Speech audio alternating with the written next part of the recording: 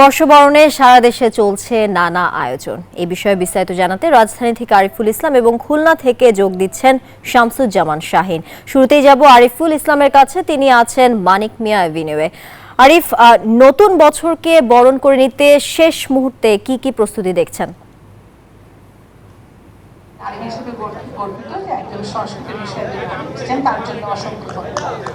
তানিয়া, বাংলা নববর্ষকে বরণ করে নিতে সারা দেশেই, রাজধানী সহ সারা দেশেই চলছে নানা আয়োজন।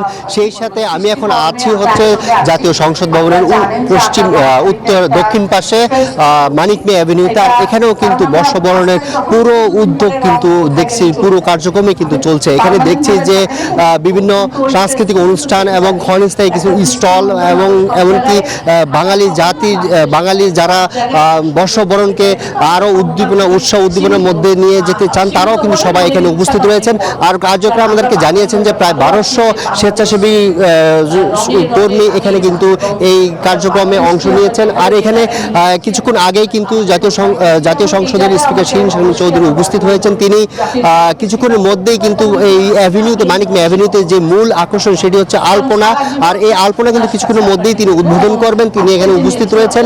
আর উদ্বোধনের পরেই কিন্তু যে 1200 যে স্বেচ্ছাসেবী কর্মী রয়েছেন তারা কিন্তু সবাই এই আলপনার কাজে অংশ নেবেন। আপনারা দেখছেন যে কি উৎসুক জনতা, মানে বাংলা নববর্ষকে বরণ করে নেয়ার জন্য পুরো মানিক মিয়া অ্যাভিনিউ কিন্তু জনাকীর্ণ একটি পরিবেশ বিরাজ করছে।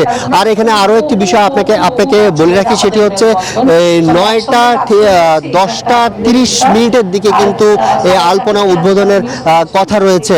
আর এখানে আরো একটি বিষয় আপনাকে বলি, এখানকার যে পরিবেশ, এই পরিবেশ কিন্তু জানান দিচ্ছে যে বাংলা নতুন বছরকে বরণ করে নিতে ধর্ম বর্ণ নির্বিশেষে, রাজনৈতিক মতভেদকে উপেক্ষা করে সবাই কিন্তু বাংলা নববর্ষকে বরণ করে নিতে মুখিয়ে আছে। এই ছিল মানিক মিয়া অ্যাভিনিউতে আমার কাছে সবশেষ।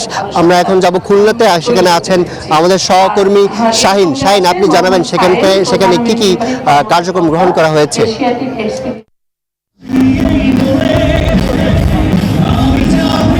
ধন্যবাদ আরিফ। আপনি যেমন মানিক মিয়া এভিনিউর উৎসবমুখর পরিবেশের কথা বলছিলেন, একই অবস্থা খুলনাতেও। আমি যদি আপনাকে দেখাই, দেখবেন যে খুলনার যে প্রাণ কেন্দ্র বলা চলে, শিববাড়ি মোড়, যেখানে সব ধরনের অনুষ্ঠান আয়োজন হয়, সেখানে ইতিমধ্যে আলপনা অঙ্কন শুরু হয়েছে।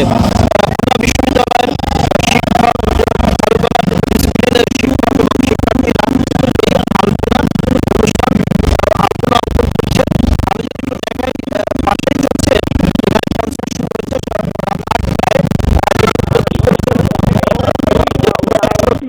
এই আলপনা কার্যক্রমে আনুষ্ঠানিক উদ্বোধন করেন। যদি একটু দেখায়, দেখবেন যে শিববাড়ি মোড় থেকে সোনাডাঙ্গা যে যে সড়কটি আছে সেটি কিন্তু এখন রঙিন হয়ে উঠছে আলপনায়। এই ছিল খুলনা থেকে সর্বশেষ স্টুডিওতে তানিয়ার কাছে। শাহিন, আপনাকে ধন্যবাদ যুক্ত থাকার জন্য।